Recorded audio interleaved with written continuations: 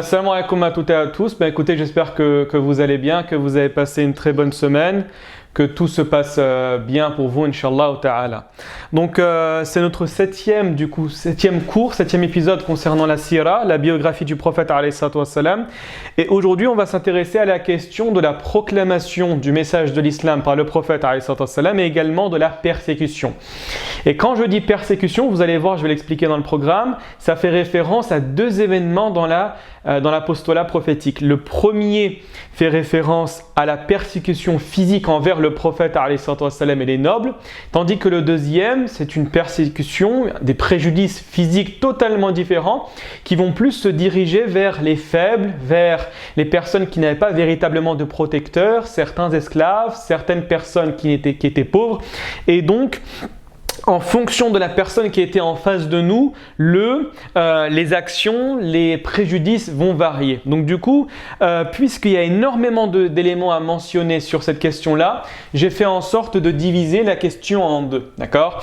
Aujourd'hui, on va parler exclusivement de la persécution envers le prophète alayhi salatu wassalam, tandis que la semaine prochaine, Inch'Allah ta'ala, on va s'intéresser à la persécution des Quraysh envers les compagnons faibles, mais également certains nobles, et la première hijra, c'est-à-dire la première émigration vers la terre d'Abyssinie, vers la terre de An-Najashi.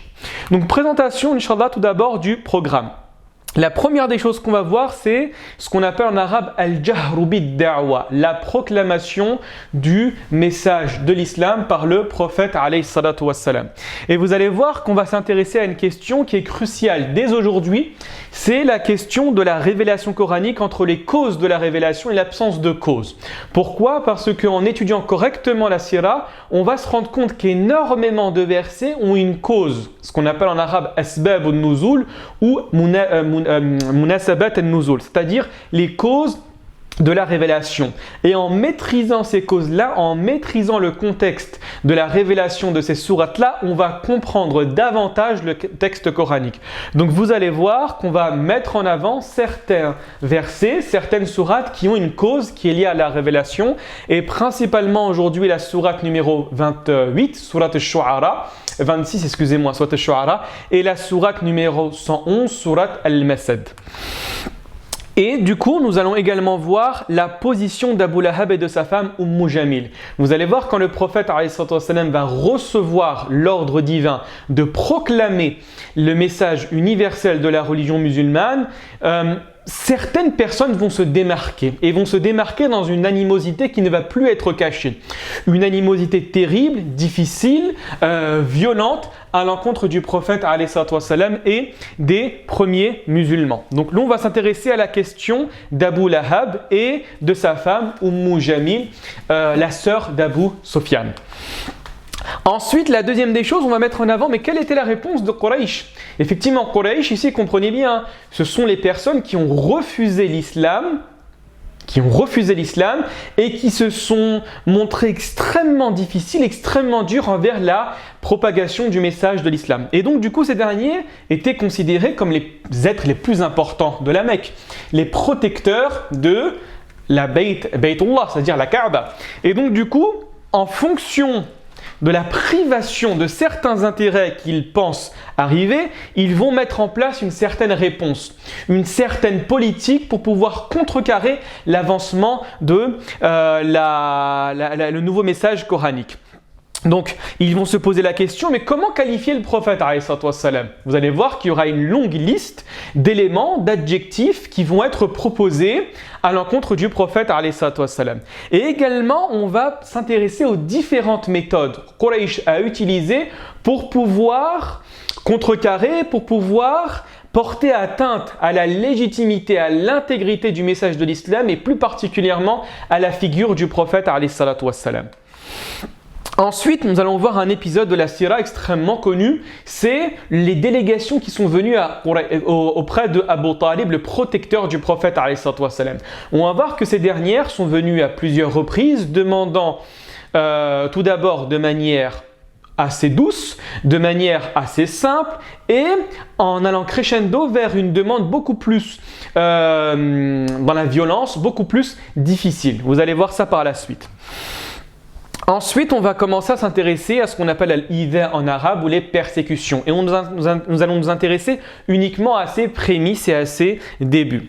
Donc la première des choses, c'est à l'encontre du prophète alayhi salatu wassalam et des nobles.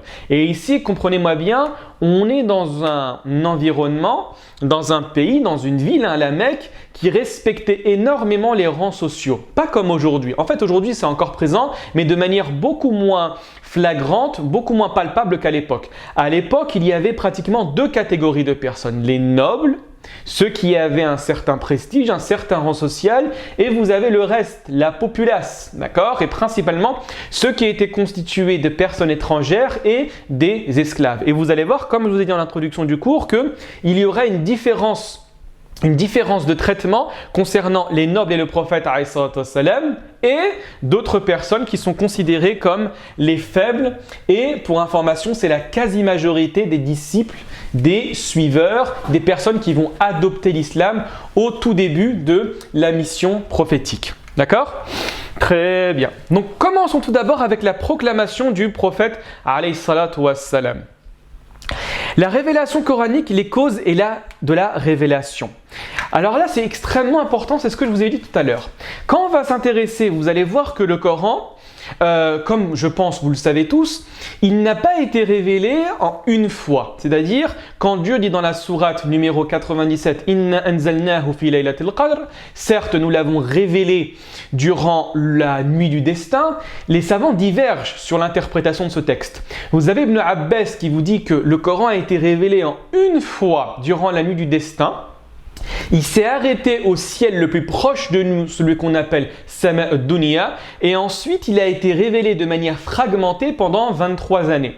Raison pour laquelle le Coran fait la distinction entre deux verbes, le verbe anzala et le verbe nazzala. Anzala, c'est faire descendre de manière complète, tandis que nazzala, avec la shadda, c'est de manière fragmentée. D'accord ? Et par contre, vous avez un deuxième savant, à savoir l'imam Sha'bi, vous dit que non, le Coran a débuté.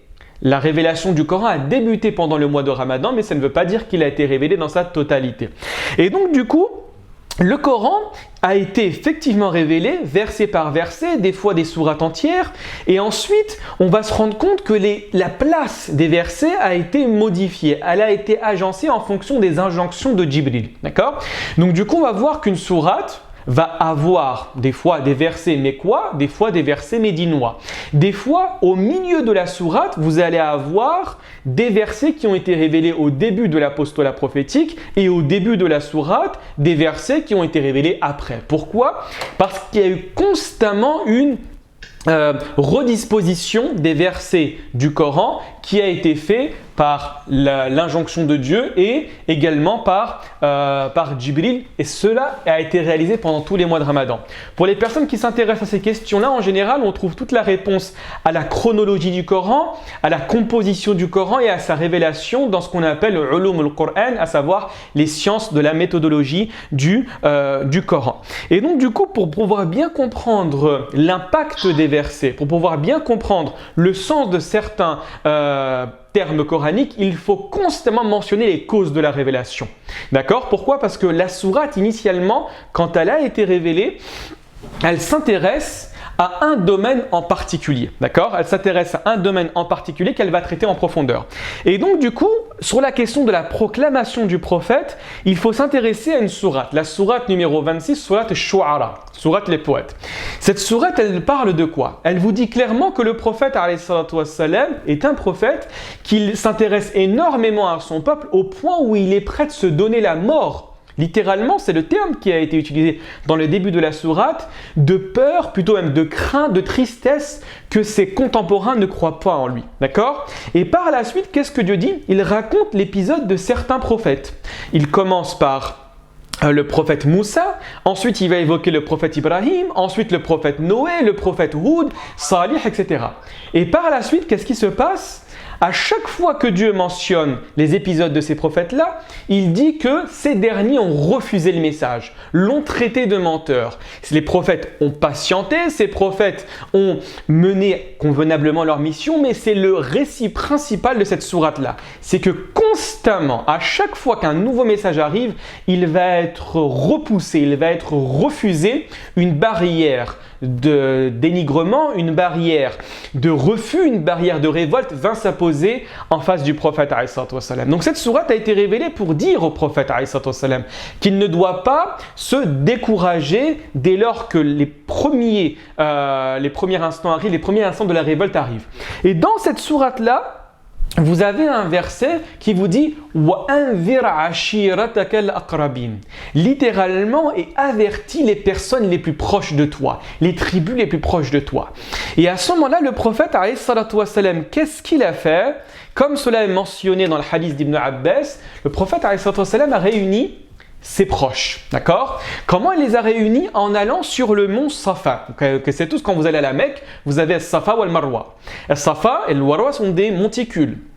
Le prophète est monté et a appelé l'ensemble des tribus de Quraysh en disant « Ya bani fulan, ya bani fulan, ya bani fulan, ya bani fulan » « Oh enfant d'un tel, oh enfant d'un tel, oh enfant d'un tel » avec les différents noms des tribus de Quraysh. Et là, tout le monde s'est inquiété de cette action-là. Pourquoi? Parce que le prophète a prononcé une parole qui appelait à l'urgence. C'est la parole suivante « Ya sabaha, ya sabaha » Quand quelqu'un criait de cette manière-là, c'était pour dire qu'une chose terrible, une affaire importante allait toucher l'ensemble de la ville. Donc toutes les personnes de la Mecque se sont dirigées vers le prophète alayhi salatu wassalam, au point, comme on vous le dit dans le hadith, que les personnes qui n'arrivaient pas à sortir puisqu'elles étaient occupées envoyaient un émissaire pour apporter des informations. Là, le prophète alayhi salatu wassalam était en haut du monticule, l'ensemble des Mécois étaient présents en face de lui, et le prophète alayhi salatu wassalam pose une question en disant « Ya Quraysh, law akhbartukum anna khalfa hadha al-wadi جيش يريد أن يغير عليكم أكنتم مصدقين » Là, le prophète a dit « Oh Quraysh, si je vous disais que derrière moi, il y a un groupe armé, il y a des militaires, il y a une armée qui souhaite vous envahir et vous tuer, allez-vous donc me croire ?» Et là, les personnes se regardent dans les blancs des yeux, ils se disent « Mais la personne qui est en face de nous est Mohammed, as-Sadiq al-Amin, le véridique, le digne de confiance. » Et là, ils ont tous dit « Naam, bien évidemment, ma jarrabna alayka illa sidqan. » Nous n'avons vu de toi que de la véracité, que nous n'avons jamais entendu de toi une parole mensongère. Et là, le prophète alayhi salatu wassalam dit Inni nadhirun lakum bayna yaday adhabin shadid. Je suis certes l'annonciateur d'un châtiment qui va arriver. Je suis certes le messager de Dieu. Là, tout le monde se tait, les gens se regardent, ne savent pas quoi dire, à l'exception d'un homme. Un homme qui était très proche du prophète alayhi salatu wassalam, un homme de sa propre famille, à savoir Abu Lahab, l'oncle paternel du prophète alayhi salatu wassalam, le fils de Abdul Muttalib, le frère de Hamza, le frère de Abdullah, le père du prophète alayhi salatu wassalam, le frère d'Al-Abbas, d'accord, l'oncle paternel du prophète alayhi salatu wassalam, et d'Abu Talib. Là, il le regarde, il lui dit « Ya Muhammad, tabbal laka sa'ir al-yawm, alihada jama'atana » Oh Mohammed, que le malheur te touche jusqu'à la fin des temps. Que le malheur te touche jusqu'à la fin des temps. Est-ce pour cela que tu nous as rassemblés? Est-ce pour cela que tu nous as sortis de nos demeures? Et là, les gens partent et laissent le prophète alayhi salatu wassalam. Par la suite, qu'est-ce qui se passe? Directement, vous avez une sourate qui a été révélée, la sourate numéro 111, la sourate Al-Masad, où Dieu reprend les paroles de Abu Lahab qui dit « Tabbal laka sa'ir al-yawm » Dieu dit quoi? « Tabbat yada abi lahabin wa tab » que périssent les deux mains d'Abu Lahab et qu'il périsse lui-même. Dieu ensuite dit de manière extrêmement claire, et c'est le seul passage du Coran où Dieu va nommer nominalement un ennemi de l'islam en disant que sa destination sera l'enfer. Et pour les personnes qui sont intéressées, Inch'Allah, dans la vidéo, je vous mettrai un lien en dessous où j'ai fait l'explication entière de la sourate Tabbat yada abi lahabin wa tab. D'accord? Et donc, nous allons voir par la suite également, lorsque nous allons nous intéresser aux persécutions que le prophète a subies de la part de l'ensemble ou d'une grande majorité de Quraysh, nous allons particulièrement mettre en évidence le cas d'Abu Lahab et sa femme Jamil Arwa bint Harb. Très bien. Maintenant, on s'intéresse à la question des Quraysh, à la réponse, des Quraysh sur ce qu'ils devaient dire, ce qu'ils devaient faire pour pouvoir contrecarrer l'avancée de ce message divin. Donc la première question qu'ils se sont posées, c'est la suivante.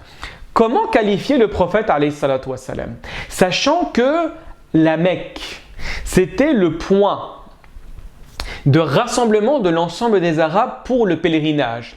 Et qui dit pèlerinage dit présence d'un grand nombre de personnes. Et qui dit présence d'un grand nombre de personnes dit forcément activité économique intense. Et donc, avoir au sein de la Mecque une personne qui se prétend, c'est comme ça qu'ils réfléchissaient, une personne qui se prétend être prophète allait toucher nos intérêts. Et pour information, l'intérêt est la divinité la plus adorée en dehors de Dieu. D'accord? Si un jour on vous pose la question, quelle est la divinité qui est le plus adorée en dehors de Dieu? C'est l'intérêt. Parce qu'au nom de ton intérêt, tu peux mécroire, tu peux croire. Au nom de ton intérêt, tu peux cacher les évidences. Bien évidemment, et Dieu le dit dans le Coran. D'accord?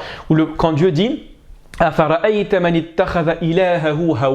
littéralement, Dieu dit, n'as-tu pas vu celui qui a pris sa divinité, sa propre passion? Donc en gros, les attaches de l'âme, les intérêts. Comprenez ça, c'est extrêmement important. Donc beaucoup de personnes vont refuser l'islam, non pas en disant que cette religion est fausse, que cette religion est problématique, non, simplement parce qu'elle vient à l'encontre de certains bénéfices, à l'encontre de certains privilèges, à l'encontre de certains intérêts, d'accord? Donc dès que la personne fait abstraction de ses intérêts, en général, elle accepte au moins d'écouter le message de l'islam. D'accord? Ça, c'est important à savoir. Et donc, ces derniers se sont dit, mais nous allons perdre nos privilèges. Nous sommes devenus riches parce que nous étions des commerçants. Et donc, dire que l'adoration des idoles est une bêtise ferait en sorte que la question du pèlerinage, la question de la vente d'aliments, la question du commerce pendant ces mois sacrés, pendant ce jour exceptionnel, n'a plus lieu d'être. Donc en gros, on perdra nos privilèges. Donc là, ils se sont rassemblés puisque le Hajj allait bientôt arriver, la période de Hajj allait bientôt arriver, et ils se sont dit, mais comment allons-nous qualifier le prophète alayhi salatu wassalam? Donc vous avez un épisode qui est mentionné entre Al-Walid ibn al-Mughira et Quraysh. Je vous avais déjà mentionné Al-Walid ibn al-Mughira en disant que c'était l'une des personnes les plus importantes, les plus imposantes de la Mecque. C'est le père de Khalid ibn al-Walid. Et pour information, Al-Walid ibn al-Mughira était l'une des personnes les plus dures, les plus atroces, les plus téméraires contre le prophète alayhi salatu wassalam, au point où le Coran a mentionné ses qualités, non pas son nom, mais ses qualités et sa destination finale à 2 reprises, dans la sourate numéro 68 et comme on va le mentionner dans la sourate numéro 74. Donc regardez bien, ils se sont dit, mais comment qualifier le prophète alayhi salatu wassalam? Et comme Al-Walid était connu pour sa sagesse, sa perspicacité, son bon sens, ils se sont dit, dis-nous, Al-Walid, comment nous devons considérer le prophète alayhi salatu wassalam? Et là, Al-Walid a dit, non, je préfère vous écouter et ensuite donner mon avis. Donc ils se sont posé les questions suivantes en disant, mais on va peut-être le traiter de devin, d'accord? On va dire en arabe que c'est un kahin. Et là, Al-Walid ibn al-Mughira dit, non, il n'a ni la carrure ni l'allure d'un devin. Nous connaissons les devins, nous savons comment ils agissent, nous connaissons leur aspect extérieur et Mohammed à le voir, ce n'est pas ça. Donc ils se sont dit, peut-être nous allons le considérer comme un fou. Et là ils ont dit, il n'a ni l'agressivité ni l'agitation d'un fou. Tout le monde connaît les fous, tout le monde sait ce que font les fous et effectivement en voyant Mohammed, nous ne pouvons pas le considérer comme un fou pour ne pas s'inscrire en porte-à-faux et donc être traité de menteur dès lors qu'on va être confronté à la réalité. Et donc ils continuèrent en disant, Mohammed, nous allons le traiter de poète. Un sha'ir, d'accord, un poète. Vous savez que c'était une science, un domaine, une discipline extrêmement réputée chez les Arabes. Et la réponse d'Al-Walid ibn al-Mughira ne s'est pas fait attendre en disant, mais la poésie, le texte coranique ne respecte pas la métrique, ce qu'on appelle en arabe al-aroud. Pour information, là je prends 30 secondes pour expliquer c'est quoi la métrique. Dès lors qu'on s'intéresse à la poésie en langue arabe, toute la poésie va devoir respecter certaines règles qu'on appelle en arabe une bahr. Une règle qui est structurée, qui est en lien avec la présence de harakat ou la présence de soukoun, d'accord, ce qu'on appelle al-aroud. Et donc du coup, ici, le Walid ibn al-Mughira vous dit, mais nous connaissons les règles de la métrique, nous connaissons l'ensemble de la poésie. Et lorsqu'on compare le texte coranique à ce que la poésie dit, il n'y a absolument aucune différence. Donc le non-respect de la métrique nous prouve que ce n'est pas, le texte coranique n'est pas de la poésie et donc que Mohammed n'est pas un poète. Et donc ils se disent à la fin, traitons-le de sorcier, de sahir en arabe. Et le Walid ibn al-Mughira dit, mais il ne noue ni ne crache. Ici, nouer, comprenez nouer des cordes.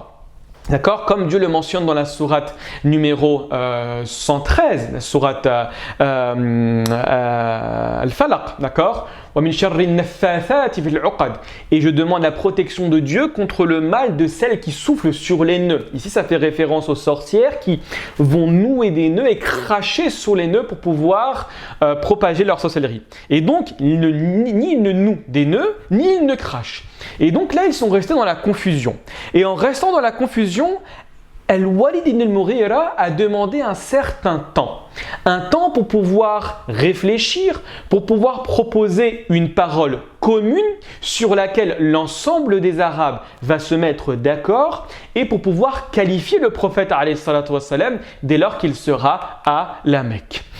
Et pour information, et ça c'est mentionné également dans les textes de la biographie du prophète alayhi salatu wassalam, Al-Walid ibn al-Mughira était quelqu'un de sage, effectivement, initialement, dans le sens quelqu'un qui avait une raison, mais malheureusement qui a été poussé par les intérêts, qui a été poussé par son orgueil à refuser l'islam. Et donc du coup, Al-Walid ibn al-Mughira, à la fin de l'ensemble, après avoir écouté l'ensemble des propositions de Quraysh, a dit « Wallahi, inna li qawli la halawa, wa inna alayhi la talawa, wa inna aslahu la adhiq, wa inna fara'u la junat. » Qu'est-ce que ça veut dire? En parlant du texte coranique, il vous disait que par Allah, il ne fait pas de doute que sa parole est agréable, élégante, intelligente et rare. Et donc il demandait un certain temps pour pouvoir réfléchir. Pourquoi? Parce que par la suite il a rajouté cela. Vous ne direz rien de tout cela sans que l'on ne sache qu'il est faux. D'accord? Là, il le savait. Il savait que dire que c'était un devin, dire que c'était un sorcier, dire que c'était un poète ou dire que c'était un fou était un pur mensonge et qui allait à l'encontre de ce que le texte coranique disait, de ce que la carrure, la posture de Mohammed présentait.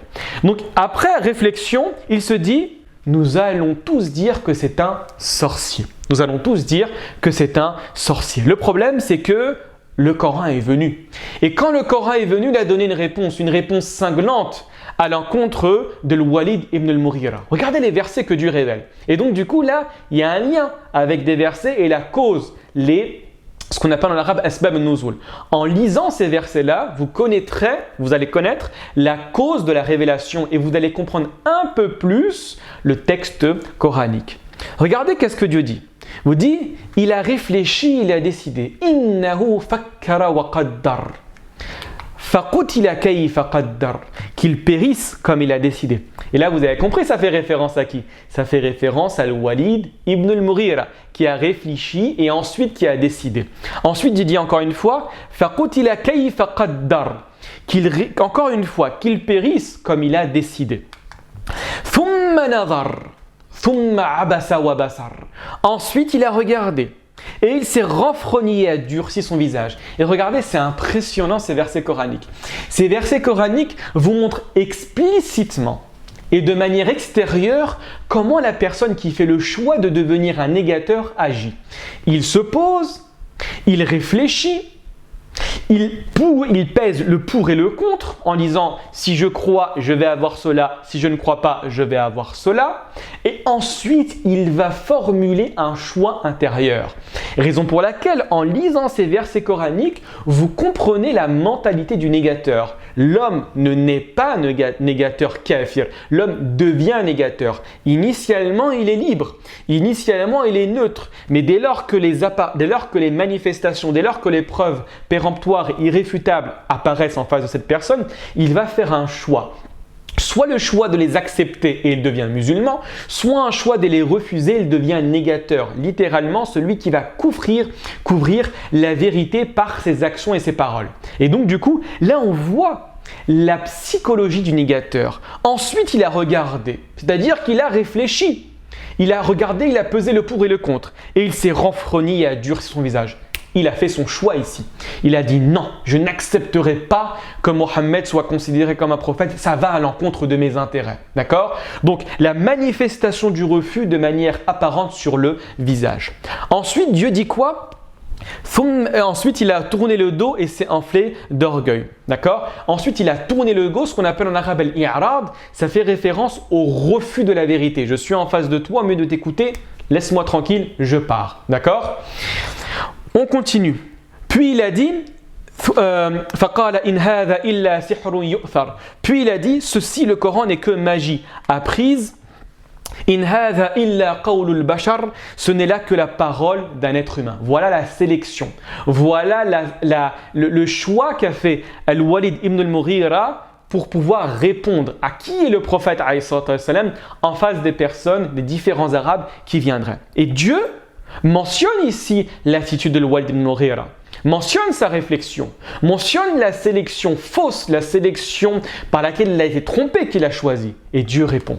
Dieu dit quoi? Sa'uslihi saqar, wa ma adraka ma saqar, la tubqi wa la tadhar, lawahatun lil bashar, alayha tis'ata ashar.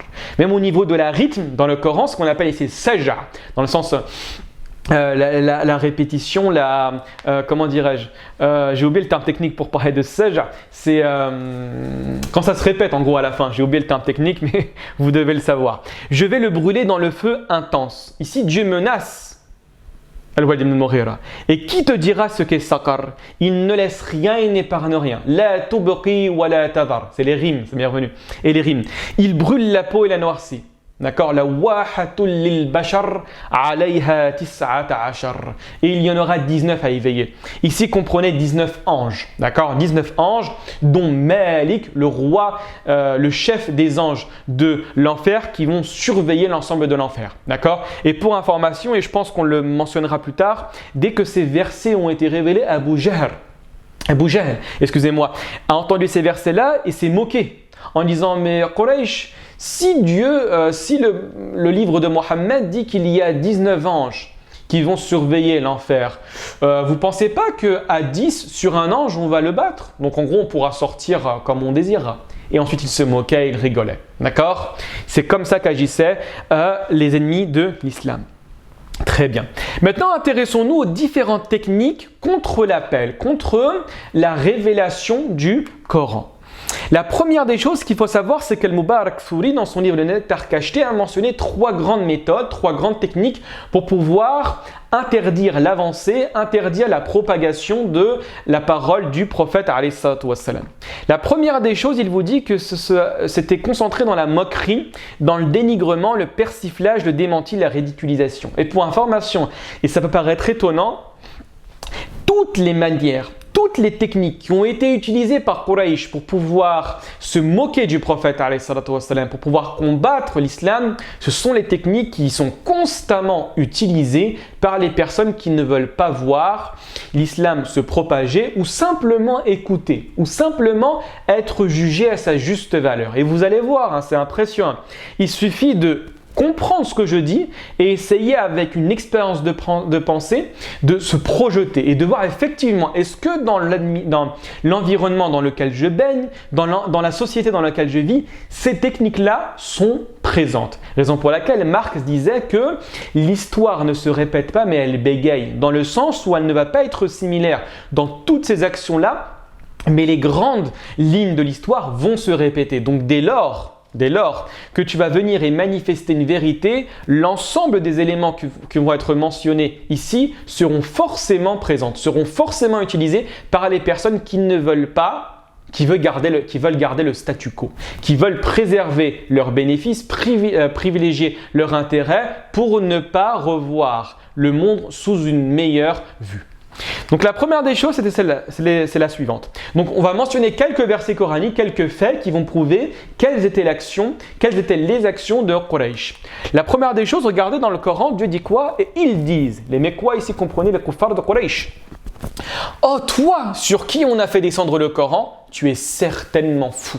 Donc littéralement ici ils l'ont traité de fou, d'accord, en disant que Ya Mohammed, tu es une personne majnoun. Le majnoun c'est exactement comme le français le fou, personne qui ne réfléchit pas, qui n'a pas les facultés intellectuelles pour pouvoir comprendre le bien et le mal. Sourate numéro 15.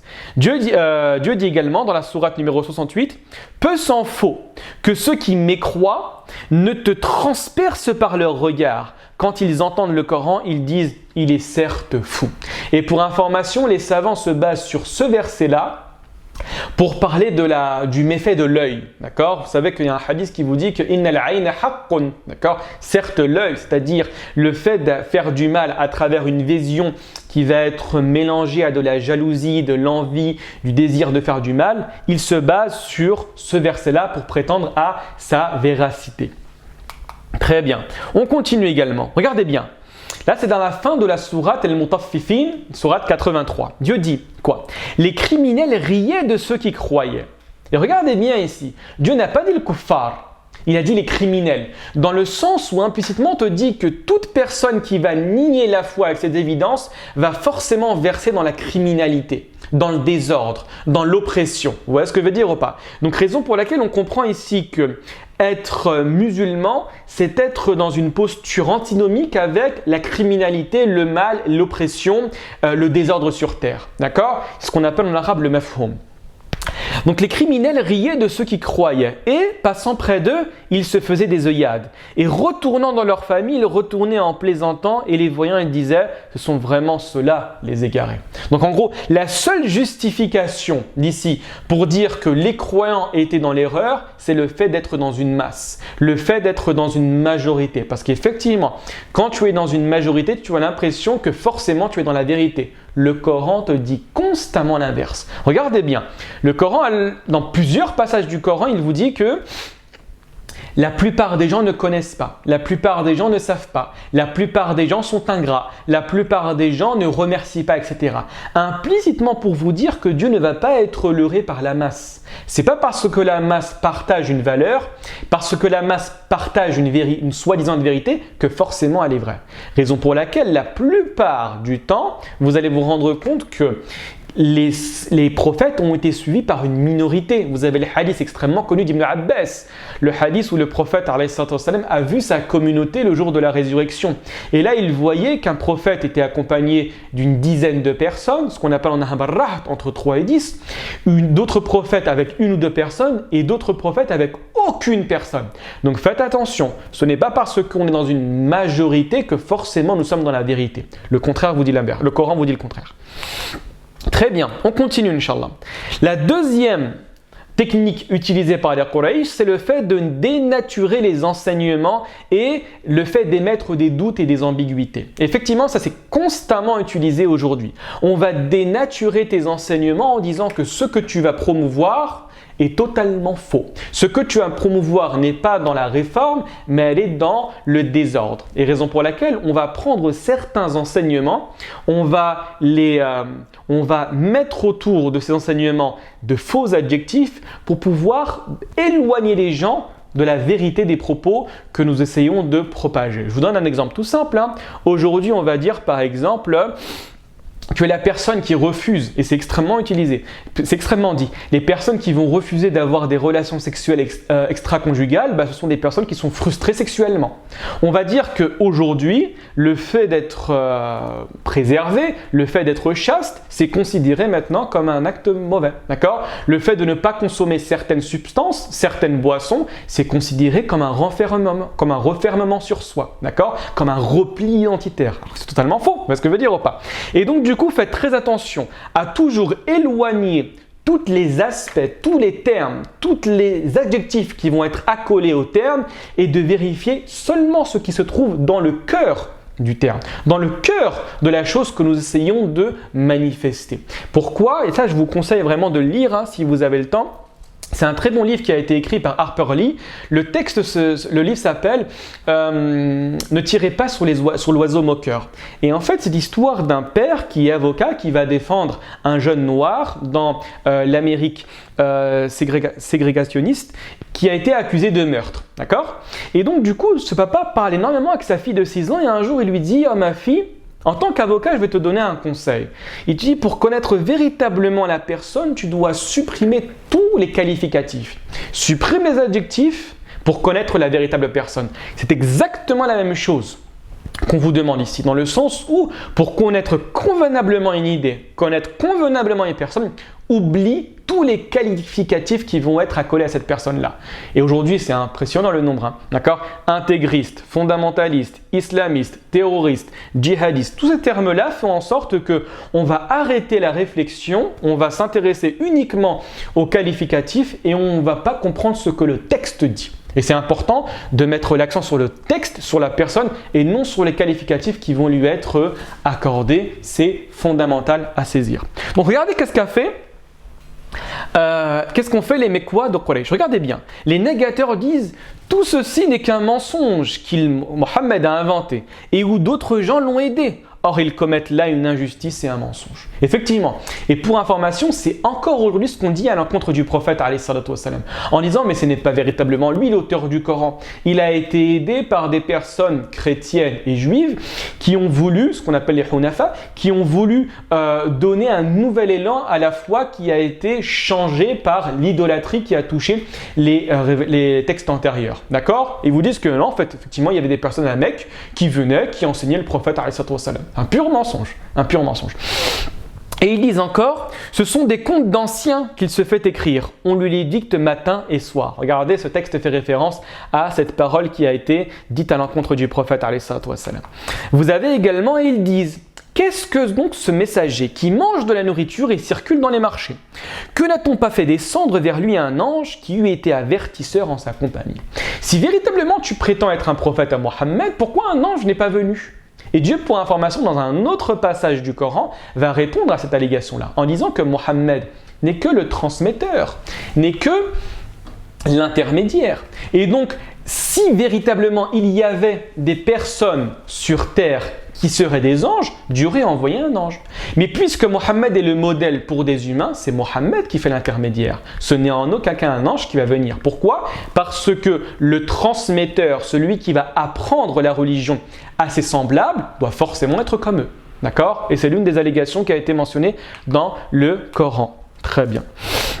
La troisième des techniques qui a été utilisée, c'est le fait d'empêcher d'écouter le Coran. Et ça a été utilisé à énormément de reprises et vous avez une personne qui va se distinguer dans cette action-là, dans le sens où il va refuser de se soumettre aux propos de Quraysh et il va dire, Tufail, il s'appelle Tufail ibn Amr, Tufail, tu es quelqu'un d'intelligent, tu es quelqu'un de sage, tu connais la vérité, tu sais faire la distinction entre le bien et le mal, pourquoi ne vas-tu pas voir directement Mohammed?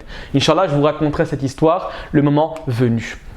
Et donc, regardez bien, dans la sourate numéro 41, sourate Fussilat, et ceux qui avaient mécru dire, ne prêtez pas l'oreille à ce Coran, et faites du chahut pendant sa récitation afin d'avoir le dessus. Et vous allez voir, dès lors que nous allons nous intéresser aux préjudices qui ont touché le prophète et plus particulièrement les compagnons, vous allez voir que cette action-là a été réalisée avec ampleur, avec intensité. D'accord? Vous avez également une histoire extrêmement connue, c'est l'histoire de Nadr ibn al-Harith, l'un des plus farouches opposants du prophète lorsqu'il décida d'entreprendre un voyage à Al-Hira et d'apprendre les histoires des grands de ce monde. Donc principalement l'histoire des rois de Perse, de Rustum et d'Asfandiyar, en disant que je vais aller chez eux, je vais apprendre leur histoire et ensuite dès que Mohammed va venir, il va réciter ses versets, va réciter ses paroles, je vais le contredire. Je vais le contredire avec mes propres histoires. Et ensuite, vous allez voir, oh peuple de Quraysh, que Mohammed n'est pas un véritable prophète. Que Mohammed reçoit seulement des paroles de certaines personnes qui se cachent, qui ne sont pas arabes, qui lui enseignent ces histoires-là, à cause de son génie. Mohammed va les mettre en différentes rimes dans le texte coranique et j'ai la possibilité de faire la même chose. Et donc, à partir de cette histoire-là, Dieu a révélé un verset du Coran. Regardez bien.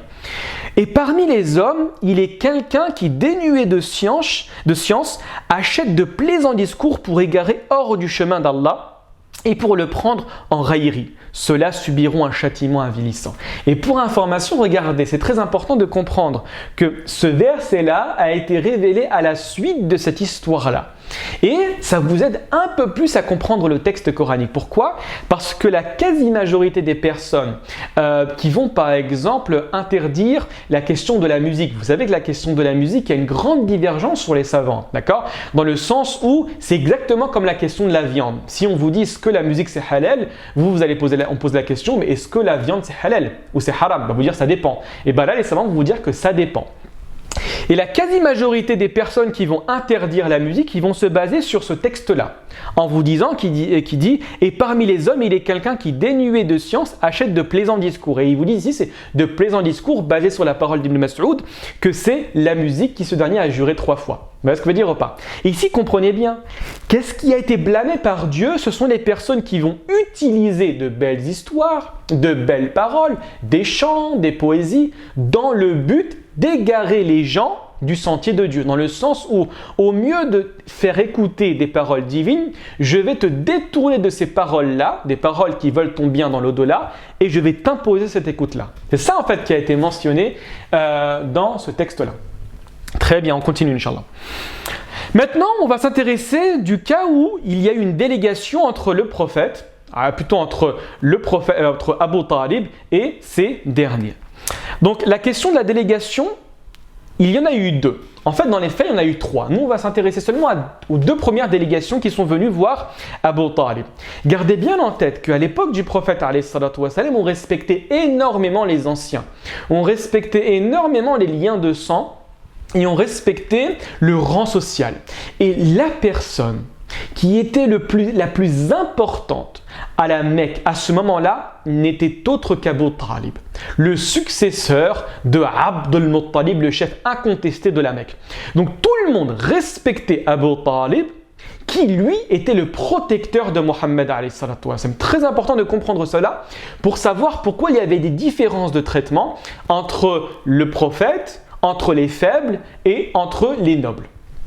Donc regardez, la première délégation est venue voir le prophète alayhi salatu wa sallam et lui a dit « Ya Aba Talib », d'accord ? Ton neveu, Mohammed, qu'est-ce qu'il fait ? « Fahuwa yasubbu alihatana » Il insulte nos divinités. Il dénigre notre religion. « Ya'ibu dinana » Il nous traite d'imbéciles. « Yusaffihu ahlamana » Et il considère nos anciens guerriers. Alors faites attention, ce sont des paroles qui ont été rapportées et dans les faits ce n'est pas du tout vrai.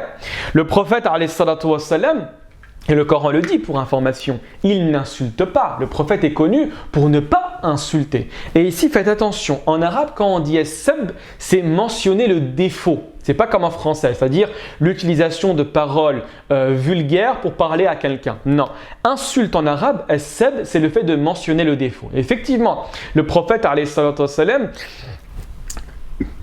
n'a pas insulté les statues en leur disant que c'était des insultes qu'on connaît tous.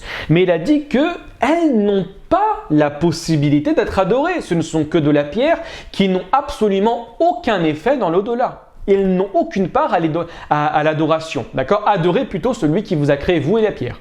D'accord ? Il dénigre notre religion, donc l'idolâtrie.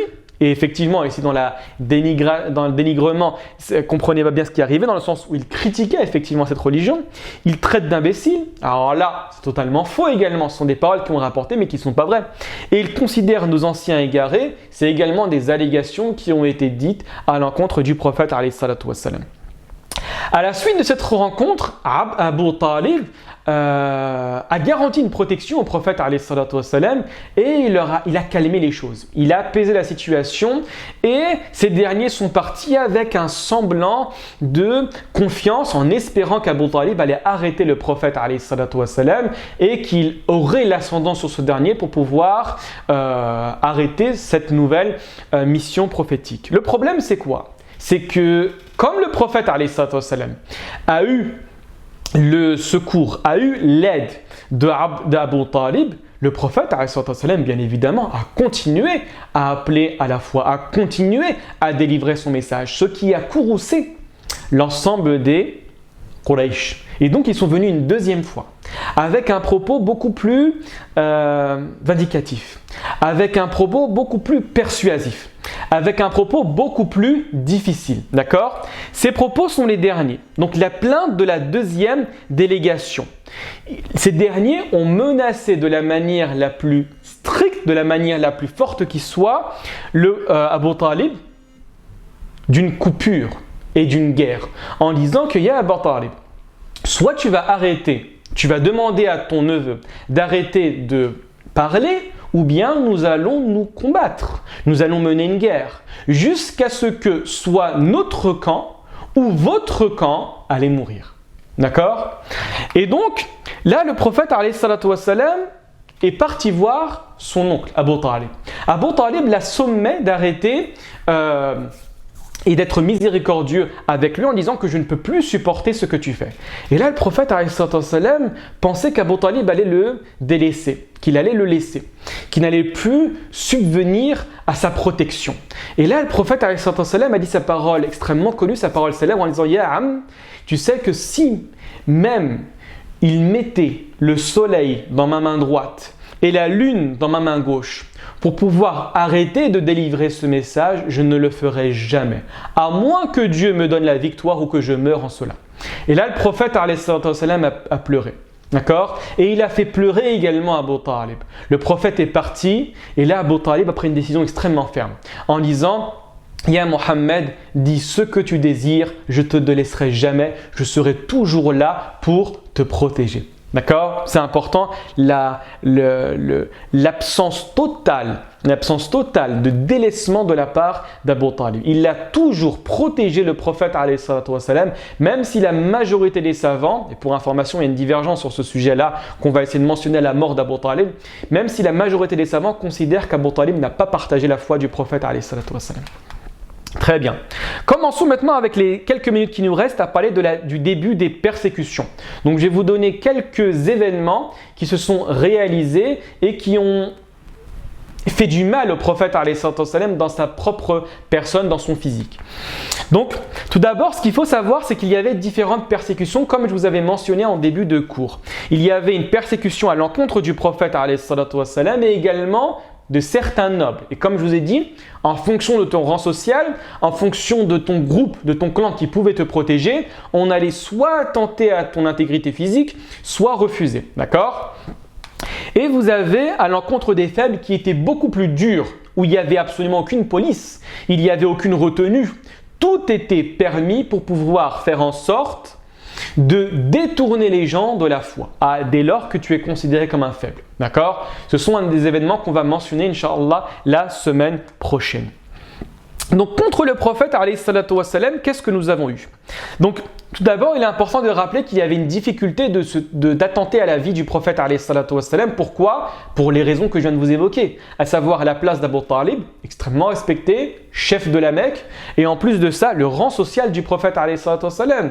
Tu touches au prophète, alayhi salatu wassalam, il y avait des personnes qui étaient derrière lui, l'ensemble de son clan, les Banu Hashim, qui, même si pour une grande majorité d'entre eux ne partageaient pas la foi du prophète alayhi salatu wassalam, à cause de ce qu'on appelle al-asabiyya, c'est-à-dire les liens de sang. D'accord? Les liens de sang faisaient en sorte que si tu touches l'un des miens, obligatoirement il y aura une répercussion, obligatoirement il y aura une vengeance. D'accord? Donc les grands maîtres de Quraysh savaient pertinemment qu'il ne fallait pas toucher à l'intégrité physique du prophète alayhi salatu wassalam. Donc là, on va s'intéresser à différents événements qui ont touché le prophète alayhi salatu wassalam dans sa chair. La première est un échange qui a été proposé à Abu Talib, un échange entre Mohammed et Omar ibn al-Walid. Ibn al-Mughira, d'accord? Vous vous souvenez tout à l'heure quand je vous avais parlé de Walid ibn al-Mughira, l'un des plus grands chefs de la Mecque, d'accord? Celui qui a réfléchi et qui a dit Mohammed n'est qu'un sorcier. Ce dernier avait un fils, à savoir Omar. Et donc une délégation de la Mecque est partie voir Abu Talib en disant Ya Abu Talib, on te propose un échange. Donne-nous Mohammed pour qu'on le tue. D'accord? Et à la place, on te donne Omar ibn al-Walid, excusez-moi, qui est extrêmement jeune, qui est extrêmement beau, qui est extrêmement fort, d'accord? Et donc, il y aura une âme contre une âme. Tu pourras le chérir, tu pourras l'éduquer, tu pourras le garder auprès de toi, etc. Et là, Abu Talib s'est extrêmement énervé en disant, mais vous me proposez de prendre mon fils pour le tuer alors que je dois prendre le vôtre pour le nourrir. Vous voyez ce que je veux dire ou pas? Et Abu Talib a formellement refusé cette demande au point où le Mut'im ibn Adi par la suite s'est rebellé en disant Ya Abu Talib, on te propose énormément de solutions et toi tu les refuses tous. Nous avons été justes envers cela dans cette proposition et toi tu la refuses en faisant table rase de toutes nos anciennes propositions. Et là Abu Talib a dit faites ce que vous voulez, je refuse la proposition. Donc c'était un échec total. Ensuite, on a eu les agressions d'Abu Lahab, sa femme et ses enfants. Effectivement, l'une des raisons qui a fait en sorte que Abu Lahab soit cité nominalement dans le texte coranique, c'était le fait que Abu Lahab faisait partie du clan du prophète alayhi salatu wassalam. Donc du coup, il n'avait pas peur des répercussions de sa propre famille s'il agressait le prophète alayhi salatu wassalam, sachant qu'Abu Lahab était plus grand que le prophète alayhi salatu wassalam. Donc en gros, il pensait qu'il avait un certain ascendant sur lui. Donc Abu Lahab était l'origine de la contestation, l'origine de la révolte, l'origine de l'offense à l'encontre du prophète alayhi salatu wassalam, lui ainsi que sa femme. Sa femme Jamil, Arwa bint Harb, la sœur de Abu Sufyan, la tante de Muawiyah, qui constamment alimentait le feu, qui constamment appelait son mari à faire du mal à l'encontre de Mohammed alayhi salatu wassalam. Raison pour laquelle Dieu a dit quoi? Il dit qu'Abu Lahab sera en enfer. Et celle qui va venir alimenter le feu d'Abu Lahab n'est autre que sa femme, la porteuse de bois. D'accord? La porteuse de fagots. Pourquoi? Parce que par sa calomnie, par ses mensonges, qu'est-ce qu'elle faisait? Elle alimentait la haine d'Abu Lahab contre le prophète alayhi salatu wassalam. Donc son supplice dans le jour de la résurrection sera le fait de alimenter le feu de ce dernier. D'accord? Et également, vous avez une histoire où un jour, Hammalat al-Hatab, à savoir Arwa bint Harb, Jamil, a pris des pierres et s'est dirigée vers le prophète alayhi salatu wassalam. Elle était connue pour sa poésie et elle voulait frapper le prophète alayhi salatu wassalam. Et elle est sortie en disant Mudhammaman abayna wa dinahu qalayna wa amrahu asayna. En disant ces vers de poésie entre guillemets, en disant que Mudhammaman, littéralement ici elle faisait référence au prophète Mohammed, qu'elle n'appelait pas Mohammed. Mohammed, ça fait référence en français à celui dont on va constamment faire la louange. Mudhammam, c'est son antonyme, en disant que celui qu'on va constamment blâmer. Mudhammaman, nous avons détesté. Et sa religion, nous l'avons refusée. Et son amr, son affaire, nous l'avons désobéi. Elle prenait des pierres et elle se dirigeait vers la mosquée sacrée pour voir le prophète alayhi salatu wassalam et lui jeter à la figure. Et là, le prophète était assis, Abu Bakr était à côté de lui. Abu Bakr avait peur pour le prophète alayhi salatu wassalam. Et là, Abu Bakr a dit au prophète, regarde, Jamil arrive. Et là, le prophète alayhi salatu wassalam a dit que Dieu va prendre la vision. Dieu va prendre la vision de Jamil. Elle s'est mise juste en face du prophète Abu Bakr. Abu Bakr dit où est ton compagnon, ya Abu Bakr? J'ai entendu qu'il m'avait insulté. D'accord? Et là, il y a eu un certain échange. Elle est partie. Et effectivement, Dieu a pris la vision de cette femme-là qui n'a pas pu voir le prophète alayhi salatu wassalam. Concernant ses enfants, rapidement, il faut savoir que le prophète alayhi salatu wassalam avait marié avant la mission prophétique 2 de ses filles, Kalthum et Ruqayya, aux enfants d'Abu Lahab, à savoir Utba et Utayba. Dès lors que le prophète alayhi salatu wa salam, a reçu la révélation et qu'il y a eu un certain écho de cette révélation au sein des Banu Hashim, la première chose qu'a fait Abu Lahab, c'est de sommer l'ordre à ses enfants de directement de se divorcer de ses deux filles pour que le prophète alayhi salatu wa salam, ait une accumulation de problèmes, une accumulation d'épreuves. Donc l'un d'eux, à savoir Utba, est parti voir sa femme, Ruqayya, qu'il a divorcée dans des assez bons termes.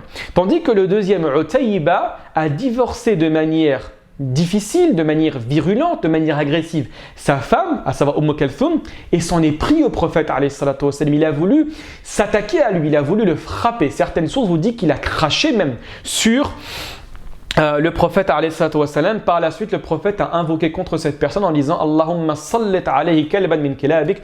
Oh Dieu, déverse sur lui l'un de tes chiens. Littéralement, c'est un texte en arabe pour parler d'un animal féroce contre cette personne-là. Et on va voir plus tard, Inch'Allah, qu'est-ce qui est arrivé à cette personne, à savoir Utayba ibn Abi Lahab.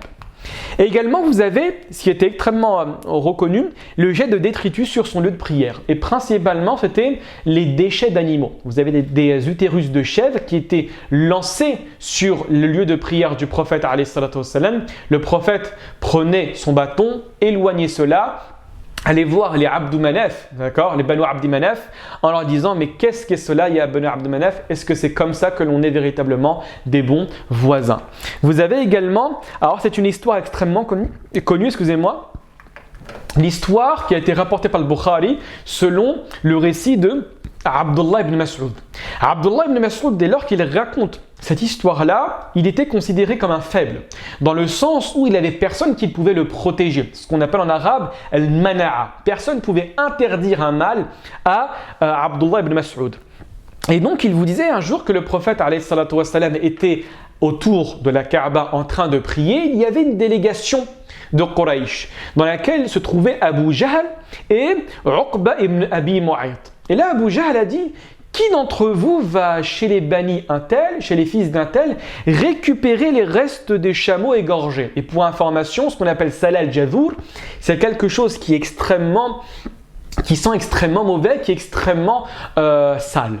Et donc, Uqba ibn Abi Mu'ayt dit « Moi, je vais me lever, je vais chercher les restes des chameaux. » Donc là, Uqba prenait ce reste-là, et il a attendu que le prophète alayhi salatu wa salam se prosterne. Dès qu'il se prosterna, il saisit l'occasion pour aller déverser l'ensemble de ses détritus sur la tête du prophète alayhi salatu wa salam. Le prophète ne bougea pas. Il resta comme ça pendant un long moment. L'ensemble de la délégation se plia de rire. Ils rigolaient, ils se poussaient les uns les autres, fiers de leur action. Et là, Fatima, la fille du prophète alayhi salatu wa salam, est venue à la rescousse de son père pour le débarrasser de tous ces éléments. Et là, le prophète alayhi salatu wa salam s'est levé et a levé les mains au ciel en disant « Allahumma alayka bi Quraysh » « Oh Dieu, préserve-moi ». Occupe-toi de Quraysh. Et pour information, les Arabes avaient extrêmement peur des invocations qui étaient réalisées au sein de la Kaaba, en considérant qu'elles étaient forcément acceptées. Et par la suite, le prophète alayhi salatu wa salam a invoqué contre 7 personnes en disant Allahumma alayka bi Abi Jahl. Oh Dieu, préserve-moi, occupe-toi d'Abu Jahl et de Utba ibn Rabi'a et de Shayba ibn Rabi'a et également de Walid ibn Utba et également de Umayya ibn Khalaf, l'une des personnes les plus dures à l'encontre du prophète alayhi salatu wa salam, et de Uqbatu ibn Abi Mu'ayt, celui qui avait pris l'ensemble des détritus et les avait posés sur le prophète alayhi salatu wa salam. Et le 7e, qui n'est pas mentionné dans le hadith mais dans une deuxième version, c'est Umara ibn al-Walid, celui qui avait été proposé à l'échange entre le prophète alayhi salatu wa salam et Abu Talib. Et donc du coup, dès lors que le prophète alayhi salatu wa salam a fait l'invocation contre cette personne-là, Abdullah ibn Mas'ud, qui a participé à la bataille de Badr, d'accord, après l'émigration du prophète alayhi salatu wa salam, vous dit que Wallahi, j'ai vu ces 7 personnes mortes dans le puits de Badr. D'accord? Donc en gros, la réponse de cette invocation s'est manifestée pendant la bataille de Badr. On continue, Inch'Allah. Vous avez également les injures et la médisance de Umayya ibn Khalaf. Je vous ai dit, Umayya ibn Khalaf était connu pour le mal constant qu'il faisait à l'encontre du prophète, alayhi salatu wassalam. Et vous avez les injures et les médisances, alors de manière frontale et dissimulée, en apparence, en public et en secret. Raison pour laquelle Dieu a révélé des versets concernant cette personne dans la sourate que vous connaissez tous. Wailul likulli humazatil lumaza. Malheur à tout calomniateur, diffamateur. Le al-humaza, c'est la personne qui va calomnier, diffamer une personne en face à face, tandis que l'humaza est la personne qui va dissimuler, qui va calomnier, qui va faire du mal, qui va médire une personne. D'accord? Donc en son absence et en secret. Donc ça fait référence à cette personne-là, Umayya ibn Khalaf, comme l'a mentionné l'imam Ibn Ishaq. On continue, Inch'Allah. Donc vous avez également le crachat de Uqba ibn Abi Mu'ayt sur le prophète alayhi salatu wassalam. Un jour, Uqba ibn Abi Mu'ayt est parti voir le prophète alayhi salatu wassalam pour écouter certains de ses propos. D'accord? Et ça, vous allez le voir que c'était quelque chose de patent hein, et quelque chose également de rébarbatif. Dans le sens où beaucoup de personnes qui refusaient le message du prophète alayhi salatu wassalam, des fois, quand ils se trouvaient seuls, avaient l'habitude d'aller voir le prophète alayhi salatu wassalam parce qu'il se disait quand même c'est quelque chose qui sort de l'ordinaire. Ce sont des belles paroles et effectivement ça nous fait réfléchir. Et donc du coup de temps à autre certaines personnes y allaient de manière en solitaire et écoutaient les paroles du prophète alayhi salatu wassalam. Et l'une de ces personnes c'est Uqba ibn Abi Mu'ayt, celui qui a pris les restes de chameaux égorgés, les a mis sur le prophète alayhi salatu wassalam. Et donc il est parti voir le prophète alayhi salatu wassalam pour écouter certaines de ses paroles. Par la suite, on l'a su. Et donc là, il y a eu l'action du groupe. Le groupe a mis une pression à Uqba ibn Abi Mu'ayt en disant « Mais Sabata, tu as délaissé ta religion, tu es venu un adepte des prophètes, du prophète, de Mohammed. » Là, il dit « Non. » Il dit « Prouve-le-nous en allant cracher sur le prophète de l'islam. » Et effectivement, il est parti, il a craché sur le prophète de l'islam. Vous avez également, non c'est tout je pense, effectivement c'est tout. Et donc du coup, le reste des éléments que je vais mentionner, Inch'Allah, ça va se diriger plus vers les compagnons, les personnes qui sont faibles, et on va par la suite mentionner l'obligation du musulman dès lors qu'il va se trouver dans cette situation-là, à savoir l'impossibilité de pratiquer les fondements de sa religion, dire qu'il est musulman, appliquer les grands principes de l'islam, donc la prière, le jeûne, etc. Ce qui est obligatoire pour cette personne-là, c'est de quitter sa terre natale pour se réfugier vers une terre qui accepterait la pratique de l'islam de manière générale. Donc voilà, on est arrivé à la fin du cours. J'espère ne pas avoir été trop long. J'espère qu'il vous a plu.